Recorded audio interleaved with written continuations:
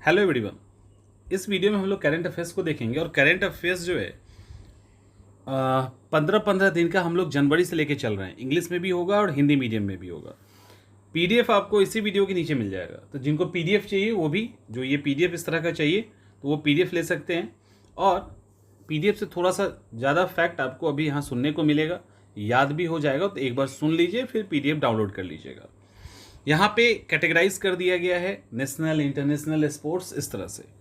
सबसे पहले अभी बात करते हैं, ये बहुत ही इंपॉर्टेंट फैक्ट है। इसमें 1 जनवरी से लेके 15 जैन के बीच के फैक्ट्स को कवर किया गया है। सबसे पहले प्रधानमंत्री नरेंद्र मोदी जी के द्वारा लाइट हाउस प्रोजेक्ट को स्टार्ट किया गया है, शिलान्यास किया गया है। कब? 1 जनवरी 2021 को। 6 राज्यों में इसको सबसे पहले स्टार्ट किया गया है। कहाँ कहाँ? गुजरात के राजकोट, उत्तर प्रदेश के लखनऊ, मध्य प्रदेश का इंदौर, झारखंड का रांची, तमिलनाडु का चेन्नई और त्रिपुरा का अगरतला। यहाँ पे इसको स्टार्ट किया गया है। और सॉरी, यहाँ पे स्टार्ट किया गया है। एक्चुअली बहुत सारे अभी हमारे पास ऐसे लोग हैं जिनके पास रहने के लिए घर नहीं है, तो इनको आसानी से घर मिल जाए इसके लिए स्टार्ट किया गया है। और इस घर को इस डिज़ाइन से तैयार किया गया, यानी यहाँ पे ऐसी टेक्नोलॉजी यूज़ की जाएगी, हाई इंड टेक्नोलॉजी यूज़ की जाएगी। और इसके द्वारा क्या होगा कि 1 साल में ही घर तैयार हो जाएगा। और बहुत सारी चीज़ें ऑलरेडी फैक्ट्री में दूसरी जगह पे तैयार की जाएगी, यहाँ पे असेंबलिंग कर दी जाएगी, तो घर को तैयार होने में ज़्यादा समय नहीं लगेगा। इसके अलावा इसमें 14 फ्लोर का टावर बनाया जाएगा। हर टावर में 1040, यानी हर टावर में 1040 14th फ्लोर का टावर होगा। और इसमें 7.83 लाख, यानी सरकार के द्वारा 7.83 लाख का सब्सिडी दिया जाएगा। और जिसको घर चाहिए उसको 4.76, यानी फिर से देखिए, सरकार के द्वारा कितना? 7.83 लाख सब्सिडी दिया जाएगा। और जिसको घर चाहिए उसको 4.76 लाख रुपया देना पड़ेगा, तब जाके यहाँ पे हो जाएगा। इसका जो फ्लैट का अलॉट किया जाएगा वो प्रधानमंत्री आवास शहरी योजना के अनुसार होगा। तो ये सारी चीज़ें 1 साल में ये तैयार हो जाएगा। ये सारा इंपॉर्टेंट यहाँ पे फैक्ट है। उसके बाद राजकोट में एम्स, तो ये कोई खास नहीं है, बट राजकोट के लिए एम्स का उद्घाटन कर दिया गया है। 2022 के मिड तक इसको स्टार्ट होने का उम्मीद है। 750 बिस्तर, 750 बिस्तर यहाँ पे होंगे। कर्ज मिला है, किसने दिया है? एडीबी, यानी एशियाई डेवलपमेंट बैंक, एशियाई विकास बैंक ने क्यों दिया है? 23.1 मिलियन का कर्ज क्यों दिया है? तो असम में बिजली क्षमता के उत्पादन को बढ़ाने के लिए, यानी असम में जो इलेक्ट्रिसिटी कैपेसिटी है उसको बढ़ाने के लिए किया गया है। इसके तहत 120 मेगावाट की हाइड्रो इलेक्ट्रिसिटी प्रोजेक्ट की स्थापना की जाएगी। इसके साथ ही 2025 तक 4069 मेगावाट का एनर्जी भी, यानी रीन्यूएबल एनर्जी जिसको कहते हैं, उसको बढ़ाने में सहायता मिलेगी। तमिल अकादमी, अब पूछेगा तमिल अकादमी कहाँ स्थापित किया गया है? तो दिल्ली में किया गया है। दिल्ली में किया गया है तमिल लैंग्वेज और उनके कल्चर को बढ़ावा देने के लिए। केरल में आपदा घोषित किया गया है, किसको? अभी बिहार सरकार ने भी ब्लैक फंगस को महामारी घोषित किया है ना। केरल में एवियन इन्फ्लुएंजा के बढ़ते मामले को देखते हुए इसको आपदा घोषित कर दिया है। और बर्ड फ्लू के कारण ऐसा होता है। अभी भी कुछ समय पहले कई सारी मुर्गियों को मारा गया था। तो ये सारी चीज़ें यहाँ पे है। अब J&K, जम्मू एंड कश्मीर, जब से आज़ाद हुआ है, आज़ादी कहेंगे ना, 370 का हटना उसकी आज़ादी ही है। तो जब से हुआ है तब से लगातार कई सारे डेवलपमेंट वर्क किए जा रहे हैं। 28,400 करोड़ का एक अलग फंड यहाँ पे दिया गया है। और यहाँ पे और ये जो फंडिंग की गई है, एक्चुअली पहली बार इसका यहाँ पे जो इंडस्ट्रियल प्लान बनाया गया है वो ब्लॉक स्तर तक काम करेगा। ठीक है, 2037 तक के लिए ये प्लान है। टारगेट है यहाँ के 4.5 लोगों को रोजगार देना। 4.5 लोगों को रोजगार देना। रोजगार वो जो कुटीर लघु उद्योग टाइप होता है, जैसे एग्रीकल्चर के अंदर, डेयरी के अंदर, रेशम पालन, मछली पालन, इस तरह का। इसके अलावा जम्मू कश्मीर को भी मेट्रो की सौगात मिल गई है। जम्मू कश्मीर में 2023 से लोग मेट्रो में सफ़र कर सकेंगे। तो एक ये भी इम्पॉर्टेंट फैक्ट है। गुजरात सरकार की नई पर्यटन नीति 2021 आ गई है। अब यहाँ पे क्या है,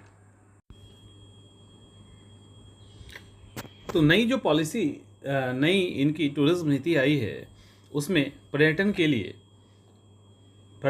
जो गुजरात है उसको वर्ल्ड मैप पे लेके आना है। और गुजरात में सेक्टर वाइज जहाँ पे भी जो हॉट स्पॉट है एक तरह से टूरिज्म का, उसको अच्छे से प्रचार करना है। और वहाँ पे hotel, resorts, theme park, entertainment park और इस तरह की जो भी टूर ऑपरेटर इस तरह की सेवाएं दे रहे हैं, उन लोगों की जो स्थिति है उसको ठीक करना है। इवन गाइड के लिए 4,000 का वेतन, ये सब भी जो चीज़ें हैं वो गुजरात सरकार ने की है। खैर, इससे ज़्यादा इम्पॉर्टेंट है हमारा सेंट्रल विस्टा प्रोजेक्ट। अच्छा, ये जो इनका सेंट्रल विस्टा प्रोजेक्ट है, ये अभी कोविड के कारण काफ़ी चर्चा में आ गया। इवन सुप्रीम कोर्ट ने भी काफ़ी फटकार लगाई है। खैर, सुप्रीम कोर्ट ने अब इसको अनुमति दे दी है, यानी विस्टा प्रोजेक्ट को अनुमति दे दी है। इसमें 3 जज थे, A.M. खानविलकर, जस्टिस दिनेश माहेश्वरी और जस्टिस संजीव खन्ना। इन लोगों ने 2-1 से बहुमत दे दिया है। अब यहाँ पे ये एक्चुअली सेंट्रल विस्टा जो प्रोजेक्ट है ना, ये लुटियंस दिल्ली का सबसे बड़ा और महत्वाकांक्षी प्रोजेक्ट है। और भविष्य की जरूरत के हिसाब से यहाँ पे नया संसद भवन, एक नया सेंट्रल सेक्रेटेरिएट यानी केंद्रीय सचिवालय और कई सारे इमारतें बनाई जाएगी। और राष्ट्रपति भवन से जो इंडिया गेट के बीच में 3 किलोमीटर का रास्ता है, 3 किलोमीटर की जो एरिया है, इसी में इसको बनाया जाएगा। सुप्रीम कोर्ट ने रोक लगा दिया था, बट अब खोल दिया गया। अब यहाँ पे है क्या यहाँ पे, ये टोटल जो एरिया है, क्या है यहाँ पे, कुछ और है, हाँ, 64,500, ठीक है, यानी 64500, 64,500 स्क्वायर मीटर में ये फैला है। और यहाँ पे जो नई संसद बनेगी उसमें 1224 सांसद एक साथ बैठ सकते हैं। तो ये अंतर है। और ये एक बहुत बड़ी बिल्डिंग होगी। और यहाँ पे एक कॉन्स्टिट्यूशनल हॉल भी होगा, जहाँ संविधान की जो ओरिजिनल कॉपी है वो रखी होगी। विजिटर गैलरी होगा। 2022 तक इसके पूरे होने की संभावना है। जो नया संसद है उसको 2022 तक पूरा कर लिया जाएगा।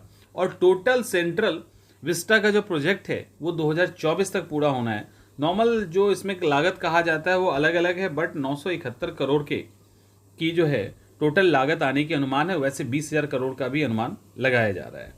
तो इस तरह से ये सेंट्रल विस्टा प्रोजेक्ट है, अभी अचानक से विवाद में है। किसान सूर्योदय योजना क्या है? गुजरात सरकार ने किसान सूर्योदय योजना शुरू की है। गुजरात सरकार ने सिंचाई के लिए दिन के समय, ठीक है, दिन के समय किसानों को सुबह 5 से रात के 9 बजे तक इलेक्ट्रिसिटी चलती रहे, कटे नहीं पानी, बिजली, इसका ध्यान रखा जाएगा। यानी किसान सूर्योदय योजना के अंतर्गत सुबह 5 से रात के 9 बजे के बीच गुजरात सरकार ने इलेक्ट्रिसिटी कंटिन्यू रहे, बिजली कंटिन्यू रहे, इसको सुनिश्चित करने के लिए इसको चलाया है।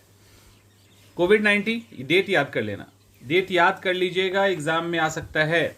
16 जनवरी, यानी कोविड-19 16 जनवरी, 16 टीकाकरण अभियान है। यानी जो भी फ्रंट लाइन हेल्थ वर्कर्स हैं वहाँ से, यानी 16 तारीख से टीकाकरण स्टार्ट कर दिया गया है। 50 साल से ऊपर, अब होते होते अब 18 साल, लेकिन स्टार्ट कब किया गया था, डेट याद रखना, 16 जनवरी। सुप्रीम कोर्ट ने तीनों एग्रीकल्चर लॉ जो सरकार ने बनाया उस पर अभी रोक लगा दी है। और इसके लिए एक उन्होंने कमेटी फॉर्म किया है, पैनल फॉर्म किया है, जिसके अंदर किसान यूनियन के भूपेंद्र सिंह मान, प्रमोद कुमार जोशी, अशोक गुलाटी, अनिल धनवत, तो इस तरह के लोग को शामिल किया गया। अब ये लोग बताएंगे कि क्या होना चाहिए, नहीं होना चाहिए। तो 1 से 15 के बीच का इंटरनेशनल फैक्ट हो गया, नेशनल फैक्ट हो गया, अब इंटरनेशनल फैक्ट। ऑस्ट्रेलिया सरकार ने अपने राष्ट्रगान में संशोधन किया है। ये तो इतना फेमस है कि आप लोग जानते ही होंगे। ऑस्ट्रेलिया का जो राष्ट्रगान है वो एडवांस ऑस्ट्रेलिया फेयर है। इसको नए तरीके से, ऐसा नहीं कि बदला नहीं है, संशोधित किया, नए तरीके से 1 जनवरी 2021 से लागू कर दिया जाएगा। राष्ट्रगान याद रखिएगा, क्लोज ऑप्शन भी दिया जा सकता है, एडवांस ऑस्ट्रेलिया फेयर, कुछ भी लिख देगा, एडवांस ऑस्ट्रेलिया वॉक, कुछ भी लिखा जा सकता है, स्मॉल एडवांस ऑस्ट्रेलिया नेशन, तो पूरा याद रखिएगा इसको। ब्रिटिश प्रधानमंत्री बोरिस जॉनसन भारत आने वाले थे, क्योंकि बोरिस जॉनसन ही जो थे वो इस साल जो गणतंत्र दिवस है, रिपब्लिक डे, उसके मुख्य अतिथि थे। लेकिन ब्रिटेन में आपको पता है एक नया स्ट्रेन आया कोविड का और हंगामा मच गया, तो ये अब नहीं आए। इसकी जगह पे कौन आए? तो इनकी जगह पे चंद्रिका प्रसाद संतोखी थे, लेकिन कोविड बढ़ने के कारण जो है यात्रा समाप्त हो गया इनका भी, तो कहानी खत्म हो गई। अभी भारत जो है सुरक्षा परिषद में अस्थायी तौर पे चुन लिया गया है। कितने साल के लिए? 2 साल के लिए। पहली बार नहीं है, इसके पहले भी चुना जा चुका है। 2021 में परिषद का अध्यक्ष होगा और फिर 2022 में 1 महीने के लिए अध्यक्षता की जाएगी। एक्चुअली यहाँ पे होता क्या है, सुरक्षा परिषद जो है ना, उसके अंदर 5 तो परमानेंट हैं और 10 जो होते हैं वो टेम्पररी होते हैं, 2 साल के लिए चुने जाते हैं। तो उसी के अंदर नॉर्वे, केनिया, आयरलैंड और मैक्सिको, नॉर्वे, केनिया, आयरलैंड और मैक्सिको साथ में इंक्लूडिंग भारत को चुन लिया गया है। और उस किसकी जगह पे? तो Belgium, Dominican Republic, Germany, Indonesia and दक्षिण अफ्रीका, इनकी जगह पे इनको चुन लिया गया है। ठीक है। जो बाइडन जीत गए हैं, कितने? 306 मतों से जीत गए हैं और ट्रंप को 232 मिला था। तो याद रखिएगा कि ये जीत गए हैं और 20 जनवरी 2021 को अगले राष्ट्रपति के तौर पे ये पार्टिसिपेट करेंगे। तो यहाँ पे जो बाइडेन जो है पार्टिसिपेट करेंगे। ध्यान रखना कि ये जो हैं, जो बाइडेन जीते हैं और ये जो हैं वो 47वें प्रेसिडेंट के रूप में शपथ लेंगे। तो ये एकदम याद रखिए, यहाँ से सवाल पूछा जाता है। 47वें प्रेसिडेंट के रूप में। 16वां प्रवासी भारतीय दिवस 9 जनवरी को मनाया गया। दक्षिण अफ्रीका से लौटे थे, इसीलिए इस दिन मनाया जाता है। तो सूरीनाम के जो थे चंद्रिका प्रसाद संतोखी, अभी हमने देखा, तो इनको आना था बोरिस जॉनसन के बाद, लेकिन खैर ये भी नहीं आ पाए। सेंट्रल अफ्रीकन रिपब्लिक के राष्ट्रपति फॉस्टीन आर्केज टॉडेरा, ये दोबारा जीत गए हैं। याद नहीं करना, एसएससी के एग्जाम में आएगा, बट अब वैसे नहीं आएगा। अमेरिका ने क्यूबा को आतंकवाद प्रायोजित करने वाले देशों की सूची में फिर से डाल दिया, ये ध्यान रखना। और ये जो बाइडेन का काम है, आते ही क्यूबा को फिर से इन्होंने डाल दिया है आतंक प्रायोजित देशों की सूची में। इंटरनेशनल समाप्त। इकोनॉमी क्या है? भारत दुनिया का छठी सबसे बड़ी अर्थव्यवस्था बनने जा रही है। यूनाइटेड किंगडम से आगे निकलकर 2019 में यह 5वीं अर्थव्यवस्था बना था, लेकिन 2020 में पुनः मूसको भवा हो गया और पीछे आ गया, 6ठे स्थान पर आ गया। अब कहा जाता है कि 2025 के बाद ही भारत जो है इंग्लैंड को से आगे निकल पाएगा। तो ये हो गया और 2030 तक तीसरी अर्थव्यवस्था हो गया। पता नहीं भविष्यवाणी कौन करता है, हाल देख के तो लग नहीं रहा। अगला, कोची मंगलुरु जो नेचुरल गैस पाइपलाइन है उसका उद्घाटन कर दिया गया। 450 किलोमीटर टोटल लंबी है, तो ये ध्यान रखना है, बस कोई खास नहीं है, 450 किलोमीटर लंबी है। यहाँ पे भारत सरकार ने क्या किया है, सभी निर्यात वस्तुओं को RODTEP परियोजना का लाभ मिलेगा। ये एक्चुअली है क्या, इसको ठीक से समझ लीजिए। अभी क्या हुआ कि केंद्र सरकार ने 1 जनवरी 2021 को जितना भी एक्सपोर्ट किया जाता था वस्तु, उसके लिए उस पर जो टैक्स लिया है वो टैक्स वापसी योजना की ये योजना है टैक्स वापसी का, उसके लाभ को एक्सटेंड कर दिया है।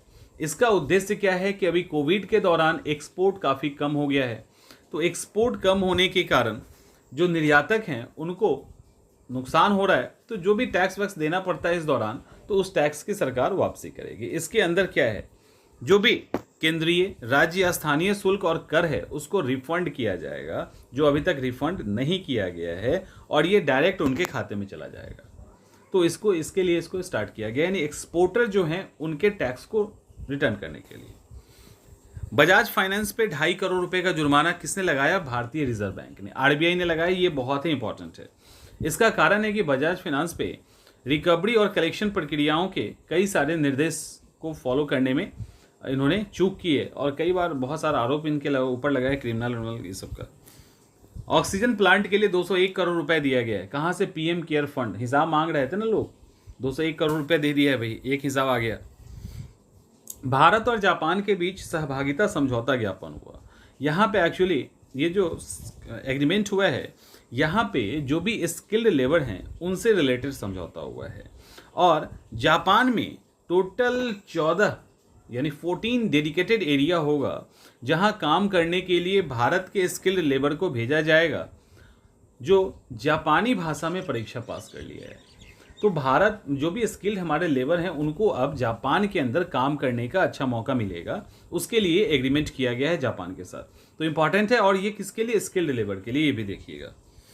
भारत ने विश्व ने 105 मिलियन अमेरिकी डॉलर की परियोजना पे हस्ताक्षर किया है।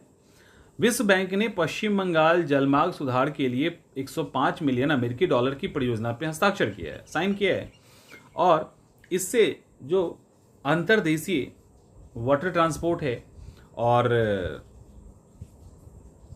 जो भी जो भी स्थानीय विकास परियोजना से राज्य की हुगली नदी के आर पार यात्रा और माल ढुलाई में आसानी हो जाएगी। तो इसके लिए वर्ल्ड बैंक ने 105 मिलियन अमेरिकी डॉलर दिया है।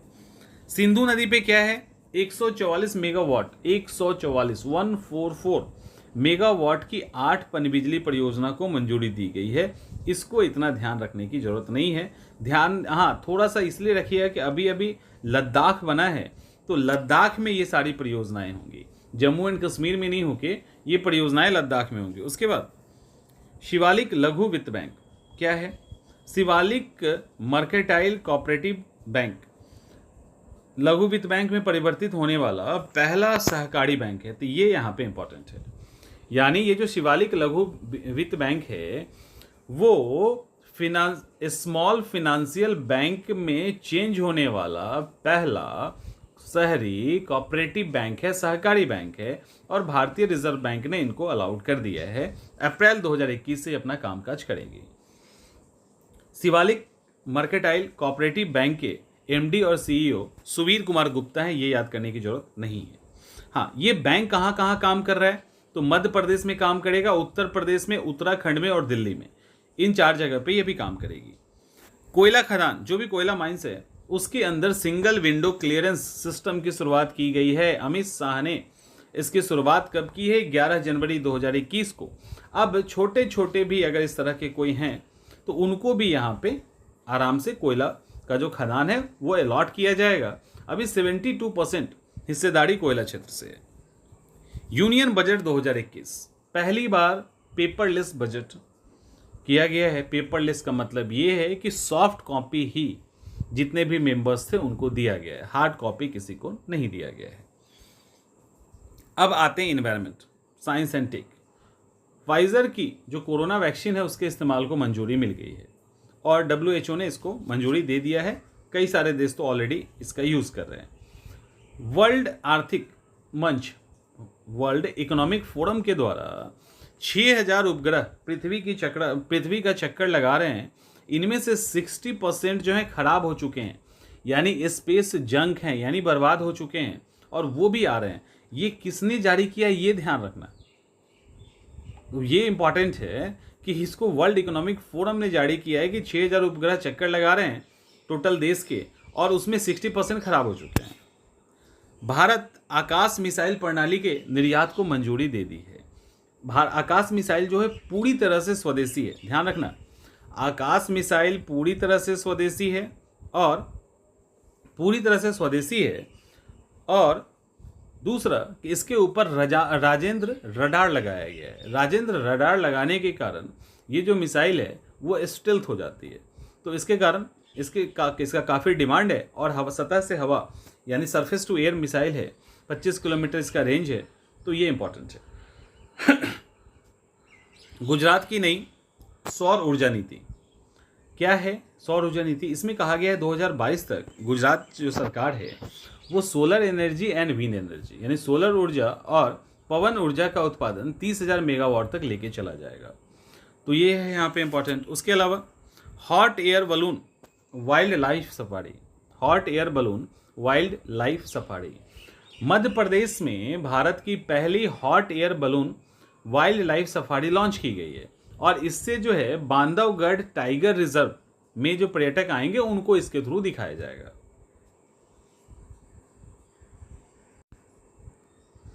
देश की पहली लिथियम रिफाइनरी कहाँ है? गुजरात में। ठीक है, स्थापित होगी। पहले लिथियम है। लिथियम के लिए जो भी अयस्क है और है उसको ऑस्ट्रेलिया से आयात किया जाता है। एक दुर्लभ तत्व है, भारत में नहीं मिलता है और इसके लिए मणिकरण पावर लिमिटेड एक बड़ा इन्वेस्टमेंट करने जा रही है। साथ ही भारत ने बोलीविया में जो लिथियम भंडार है वहाँ भी इन्वेस्ट करके अपनी पहुँच ले ली है। तो लिथियम के उत्पादन से क्या होगा कि धीरे धीरे जो बैटरी है वो काफ़ी सस्ती हो जाएगी जो गाड़ियों में लगती है, क्योंकि हमको 2030 तक 30% टोटल जो हमारे पास व्हीकल है उसका 30% इलेक्ट्रिक में हमको कन्वर्ट कर देना है और उसके लिए लिथियम की जरूरत पड़ेगी। भारत की बायोटेक की कोवैक्सीन को मंजूरी मिल गई है। सीरम इंस्टीट्यूट ऑफ इंडिया, याद रखना कोवैक्सीन किसने बनाया? Serum institute of India. Bharat biotech international limited की वैक्सीन जिसको कोवैक्सीन कहते हैं उसको केंद्रीय औषधि मानक नियंत्रक संगठन ने इमरजेंसी इस्तेमाल को मंजूरी दे दी है। कमाल की बात है, सैटेलाइट भी बन रहा है तो लकड़ी का। कौन बना रहा है? जापान। जापान लकड़ी का सैटेलाइट बना रहा है इसीलिए कि जाते समय तो ठीक है, आते समय जो है वो पूरी तरह से ऊपर में ही जल जाए ताकि कोई मलबा ना रहे। तो इसके लिए वो लकड़ी का सैटेलाइट बना रही है क्योटो यूनिवर्सिटी के साथ मिलकर। फ्लोटिंग ऊर्जा परियोजना किसने स्टार्ट किया? मध्य प्रदेश ने। कहाँ? खंडवा जिले। किस पर? नर्मदा नदी के ओंकारेश्वर बांध पे 600 मेगावाट का फ्लोटिंग सोलर प्लांट तैयार किया है। 2022-23 तक ये तैयार हो जाएगा। डिजायर एक्स क्या है? ये डिजीज एक्स क्या है? ये फिर से वर्ल्ड WHO ने धमकी दे दी है कि ये जो है कोविड से भी ज़्यादा खतरनाक होगा। एक तो इसी का मार नहीं झेला जा रहा है, ऊपर से कोविड का अगला झटका, क्या कितनी दिक्कत होगी। भारत और इजराइल ने मध्यम रेंज की सतह से हवा में मार करने वाली, यानी मिसाइल रक्षा प्रणाली की बात करें तो सतह से हवा में मार करने वाली जो मिसाइल प्रणाली है उसको विकसित करने के लिए, संयुक्त रूप से विकसित करने के लिए इन्होंने कहा है। और इसके ऊपर एक रडार होगा, मोबाइल टावर लॉन्चर होगा, ये सारी चीज़ें होंगी। इसके अलावा ईरान ने यूरेनियम संवर्धन फिर से शुरू कर लिया, यानी यूरेनियम इनरिचमेंट फिर से स्टार्ट कर दिया है। ईरान ने 2015 के परमाणु समझौते का उल्लंघन करते हुए 20% तक यूरेनियम का संवर्धन शुरू कर दिया। और अमेरिका ने ईरान के बढ़ते सुरक्षा खतरों को देखते हुए खाड़ी देश में अपने परमाणु ऊर्जा संचालित जो विमान है उनका वो है निमित्ज, उसको डाल दिया है। एक्चुअली अमेरिका एकदम नहीं चाहता कि ईरान जो है वो परमाणु यानी एटॉमिक एनर्जी है इसको इनरिच करे, यानी यूरेनियम को इनरिच करे, क्योंकि इससे क्या होगा कि आगे जाके बॉम्ब बनाना बहुत ईजी हो जाएगा। अमेरिका को इस बात का डर है क्योंकि ईरान उसका दुश्मन है, तो उसको धमकी देने के लिए जो अपना उनका परमाणु ऊर्जा से चलने वाला पोत है निमित्त, उसको वहाँ पे डाल दिया है। नेशनल एटॉमिक टाइम स्केल, अब भारत भी जो है नेशनल एटॉमिक टाइम स्केल के साथ 1 नैनो सेकेंड की सीमा के भीतर समय को माप सकता है। देखते हो ना, घड़ी कभी आगे पीछे थोड़ा बहुत दाएं बाएं होती है।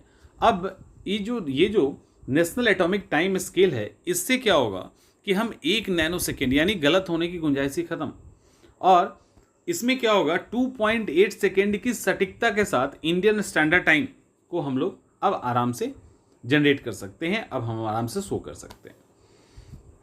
सागर अन्वेषिका तटीय अनुसंधान पोर्ट, ये एक्चुअली चेन्नई के बंदरगाह, मद्रास चेन्नई, उसके बंदरगाह पे इसको राष्ट्र को समर्पित किया है। किसने? हर्षवर्धन साहब ने। इसका काम है समुद्र से डाटा कलेक्ट करना। गोबर का बहुत सारा काम हो रहा है, कोरोना तो भगाया ही जा रहा है, साथ में पेंट भी तैयार कर लिया गया है गोबर से, यानी खादी और ग्राम उद्योग विभाग के द्वारा गाय के गोबर से बना हुआ वैदिक पेंट लॉन्च किया गया है और इसको BSI ने मान्यता भी दे दी है पेंट की, और इसको तैयार किया गया है 3 बड़ी लेबोरेटरी मिलकर तैयार की है। नेशनल टेस्ट हाउस मुंबई और Ghaziabad, Shri Ram institute for industrial research नई दिल्ली, इसको देखना पड़ेगा क्या है। खादी प्राकृतिक, अच्छा ये क्या है, नेचुरल है, इसकी पेंट की लागत भी काफ़ी कम है, स्मेल कुछ नहीं है और हेल्थ के लिए काफ़ी अच्छा है, ऐसा कहा गया है। भारत के इंटरनेशनल इंटरनेट एक्सचेंज द्वारा स्थानीय भारतीय भाषाओं में फ्री डोमेन की पेशकश की गई है। National internet exchange of India national internet exchange of India ने कुल 22 आधिकारिक भाषा में, टोटल 22 आधिकारिक भाषाओं में से किसी में भी जो पंजीकृत डोमेन है अगर रजिस्टर्ड कर लिया जाता है तो प्रत्येक इंडिया यानी आईएन डोमेन को फ्री देने की बात की गई है। समझ रहे हैं? यानी फ्री डोमेन कहा गया है, यानी 12 आधिकारिक भाषाओं में से किसी एक में अगर रजिस्टर्ड इंटरनेशनल डोमेन के नाम पर रजिस्टर्ड किया गया है तो उनको इंडिया का डोमेन फ्री में दिया जाएगा। और ऐसे नए इन यूज़र के लिए 31 जनवरी 2021 तक का जो रजिस्ट्रेशन है वही मान्य होगा, उसके बाद नहीं मिलेगा। ये भी ध्यान रखना है। वेनेडियम, अरुणाचल प्रदेश, ये इंपॉर्टेंट फैक्ट है। अरुणाचल प्रदेश अब वेनेडियम का प्रमुख उत्पादक बन सकता है, क्योंकि भारतीय भूवैज्ञानिक सर्वेक्षण के द्वारा एक रिसर्च किया गया है, उसमें अरुणाचल प्रदेश राज्य के पापुम पारे जिले में तमांग और डेपो क्षेत्र में वेनेडियम के भंडार वाले मानचित्र प्रस्तुत किए गए हैं, जिससे लग रहा है कि अरुणाचल प्रदेश में वेनेडियम मिल सकता है। ये बहुत ही इंपॉर्टेंट फैक्ट है। वेनेडियम का सबसे बड़ा भंडार जो है वो चीन में है, उसके बाद दक्षिण अफ्रीका और रूस है। भारत इसका बहुत बड़ा इंपोर्टर है। और तो ये है, अभी लग रहा है कि 24.63 मिलियन टन वहाँ पे मिल सकता है। एक्चुअली इसका यूज़ जो है मिक्स जो धातु होता है ना, मेटल, उसमें उसके लिए किया जाता है ताकि वो टिकाऊ उनका बना रहे और लंबे समय तक वो टिके रहें, ख़राब ना हो। तो ये सारी चीज़ों के लिए इनका यूज़ किया जाता है। सुरंग में, भवन में, पुल में, इन सब जगह पे यूज़ किया जाता है। भारतीय बायोटेक ने कोवैक्सीन की आपूर्ति के लिए ब्राज़ील की प्रीसिसा मेडिकामेंटोस के साथ समझौता किया। एक छोटा सा फैक्ट है, याद करने की जरूरत नहीं है। कहा गया है कि धरती पे जो 1 से 2% कीट पतंगे हैं वो विलुप्त हो जाएंगे, वो गायब हो जाएंगे। जलवायु परिवर्तन, कीटनाशक, शाकनाशक, आक्रामक प्रजाति के साथ साथ कृषि और भूमि उपयोग में बदलाव के कारण पृथ्वी से हर साल लगभग 1 से 2% जो कीड़े मकोड़े हैं वो विलुप्त हो जाएंगे। यानी जो क्लाइमेट चेंज हो रहा है इन सब के कारण, और ये बहुत बड़ा नुकसान है। भारत सरकार ने 45,696 करोड़ में 83 तेजस लड़ाकू विमान खरीदने का फैसला किया है। अच्छा, ये इंपॉर्टेंट है। ASMI एक्चुअली भारत में पहली स्वदेशी मिशन पिस्टल तैयार किया गया है, स्वदेशी मशीन पिस्टल तैयार किया गया। एक्चुअली DRDO ने इसको डेवलप किया है और 9 mm की पहली स्वदेशी मशीन पिस्टल तैयार की गई, जो पूरी तरह से भारत में ही निर्मित है और 100 मीटर की दूरी से आराम से ये फायर कर सकती है, टारगेट कर सकती है किसी को भी। फुटवेयर साइजिंग सिस्टम का उद्घाटन किसने किया? भारत के पास अभी तक अपना फुटवेयर साइज नहीं था। आप या तो जूते में UK, US इस तरह का देखते थे आप। अब भारत का भी अपना फुटवेयर साइजिंग सिस्टम होगा। जो भी कहीं पे किसी दुकान में जाओ ना तो आपको UK, US इन सब का आपको साइज दिखता था, अब भारत का अपना होगा। भारतीय रेलवे ने कुछ रूट को सिलेक्ट किया है जहां पे 130 किलोमीटर की रफ्तार से ट्रेन चलेगी, और सबसे पहले तो गोल्डन ट्रायंगल जो है वो वाला वहाँ पे, और इसके अलावा और इसमें क्या है कि जो विजयवाड़ा और दुब्बारा जो पार्ट है उसको छोड़ के, उस पर भी काम चल रहा है, उसको छोड़ के ये काम किया जाएगा। प्रधानमंत्री कौशल विकास योजना 3rd स्टेज शुरू कर दिया गया है। इसके अंतर्गत 2020 तक 1 करोड़ युवाओं को, यानी टोटल 1 करोड़ युवाओं को प्रशिक्षण देने का टारगेट रखा गया है। इस बार जो है इसको 600 जिले में स्टार्ट किया गया है। टोटल 8 लोगों का टारगेट है कि इन लोगों को हम प्रशिक्षण दे दें। इंडेक्स, सबसे बड़े दान की वार्षिक सूची जारी की गई है। किसने किया है? द क्रॉनिकल ऑफ फिलैंथ्रोपी ने। और इसमें पहले स्थान पे जेफ बेजोस हैं अमेज़ॉन के, जिन्होंने क्लाइमेट चेंज को रोकने के लिए $10 अरब का दान दिया है। दूसरे नाम पे फिल नाइट और उनकी पत्नी पेनी है। अगला एक और ब्लूमबर्ग ने एक डाटा जारी की है जिसके अकॉर्डिंग एलन मास्क जो हैं सबसे अमीर व्यक्ति बन गए हैं। जेफ बेजोस को उन्होंने पीछे छोड़ दिया है। एक्चुअली इस कोविड के दौरान अमेजोन की जो नेट वर्थ है उसमें कमी आई है, और एलन मास्क की जो नेट वर्थ है वो 128 बिलियन हो गई है। वो कोई नहीं, कोविड समाप्त होते ही वो फिर से खुल जाएगा। अगला सवाल, मास्को दुनिया का सबसे भीड़ भाड़ वाला शहर है, यानी टॉमटॉम ट्रैफिक इंडेक्स के अनुसार जो मास्को है वो दुनिया का सबसे भीड़ भाड़ वाला शहर है, जबकि दूसरे स्थान पे भारत की आर्थिक राजधानी मुंबई है। शीर्ष 10 में, शीर्ष जो टॉप 10 में आएंगे,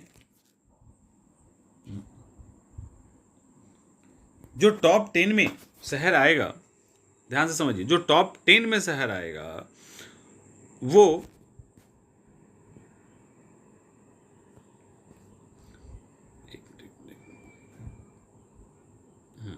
टॉमटॉम ट्रैफिक इंडेक्स के अनुसार 2020 में मास्को दुनिया का सबसे भीड़ भाड़ वाला शहर हो जाएगा। ठीक है, भारत की आर्थिक राजधानी दूसरे स्थान पर रहेगी, और बेंगलुरु और दिल्ली, बेंगलुरु छठे और दिल्ली 8वें स्थान पर रहेगा, पुणे 16वें स्थान पर रहेगा। वर्ल्ड हिंदी डे 10 जनवरी को मनाया जाता है। अब हिंदी जो है वर्ल्ड की दुनिया की 5 भाषाओं में से एक हो गई है, और फिजी ने तो इनको ऑफिशियल लैंग्वेज घोषित कर दिया है अपने देश का, हिंदी को, फिजी ने, तो ये भी इंपॉर्टेंट है। इसके अलावा भारत में सबसे बड़ा हॉकी स्टेडियम बनने जा रहा है। कहाँ? ओडिशा, सबसे बड़ा, और ये 2023 में हॉकी विश्व कप की मेजबानी करेगी। इसको लेकर भी बीजू पटनायक के द्वारा यूनिवर्सिटी ऑफ टेक्नोलॉजी कैंपस में इसका निर्माण किया जा रहा है, टोटल 15 एकड़ लैंड पे। और 2023 में राजधानी भुवनेश्वर और सुंदरगढ़ में के राउरकेला में ये जो टूर्नामेंट है वर्ल्ड कप का हॉकी का, वो आयोजित किया जाएगा। अभी राजस्थान सरकार ने क्या किया, जो भी ओलंपिक, एशियाड या राष्ट्रमंडल जैसे इंटरनेशनल खेल में प्राइज जीतेंगे उनकी इनाम की राशि को सीधे 3 से 4 गुना बढ़ा दिया गया है। जैसे ओलंपिक में अगर कोई जीतता है ना तो उसको 75 लाख की जगह 3 करोड़ रुपए दिया जाएगा। रजत कोई जीत गया तो 50 लाख की जगह 2 करोड़ रुपए मिलेंगे। कांस्य पदक जीत गया तो 30 लाख रुपए मिलेंगे। इस तरह से खूब पैसे दिए जा रहे हैं। केन विलियमसन न्यूजीलैंड के हैं। टेस्ट मैच में सबसे अधिक 7,000 रन बनाने वाले केन विलियमसन बन गए हैं, और उन्होंने इस रिकॉर्ड में पहले जो रिकी पॉन्टिंग और जावेद मियांदाद का रिकॉर्ड था उसको उन्होंने तोड़ दिया है। ये इंपॉर्टेंट है, ठीक है, तोड़ दिया है केन विलियमसन। अब हम लोग देखते हैं कुछ फेमस पर्सन, जैसे विराट कोहली दुनिया के सर्वश्रेष्ठ क्रिकेटर बन गए हैं। यानी आईसीसी ने अभी क्या किया है, सर्वश्रेष्ठ पुरुष क्रिकेटर में, और इस डिकेड का यानी 10 साल के बीच का सबसे वनडे का सबसे बढ़िया मेल क्रिकेटर में विराट कोहली का नाम दिया है। और 10,000 रन बनाने वाले इस 10 साल के बीच में ये एकमात्र खिलाड़ी हैं। साथ ही डॉक्टर संजय कपूर को अखिल भारतीय शतरंज महासंघ का अध्यक्ष चुना गया है। अरूप कुमार गोस्वामी आंध्र प्रदेश कोर्ट का मुख्य न्यायाधीश इनको चुना गया है, पहले सिक्किम में थे। न्यायमूर्ति हिमा कोहली तेलंगाना हाई कोर्ट की मुख्य न्यायाधीश, चीफ जस्टिस बनी है, और कोहली तेलंगाना हाई कोर्ट की पहली चीफ जस्टिस है। और अभी तो देश में टोटल 25 हाई कोर्ट हैं, 25 हाई कोर्ट में ये अकेली महिला मुख्य न्यायाधीश हैं। हिमा कोहली इनका नाम है। डेथ, सत्यपाल मशहूर फैशन डिज़ाइनर हैं, इनका डेथ हो गया है तो तमिलनाडु के कोयम्बटूर में। नैन्सी पेलोसी डेमोक्रेसी नेता नैन्सी को है अमेरिका प्रतिनिधि सभा में चौथी बार, 4th टाइम स्पीकर चुन लिया गया है। इसके अलावा doctor Don Smith actually England के सबसे उम्रदराज क्रिकेटर थे, इनका डेथ हो गया है। मिसलेनियस की बात करें तो भारतीय वन्यजीव ने आवास संरक्षण के लिए एपीएपी के साथ समझौता किया। एक्चुअली भारत 3 साल के लिए एशिया संरक्षित क्षेत्रों की अध्यक्षता करेगा, और दक्षिण कोरिया की जगह इन्होंने ली है। ये इंपॉर्टेंट फैक्ट है, ठीक है। 3 वर्ष के लिए ये अपना पोस्ट संभाल रहे हैं।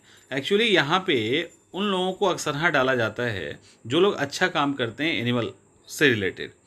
अब ये एक क्षेत्रीय मंच है, सरकारों और अन्य हितधारकों को संरक्षित क्षेत्र के अधिक प्रभावी प्रबंधन के लिए पारस्परिक सहयोग करने में मदद करता है।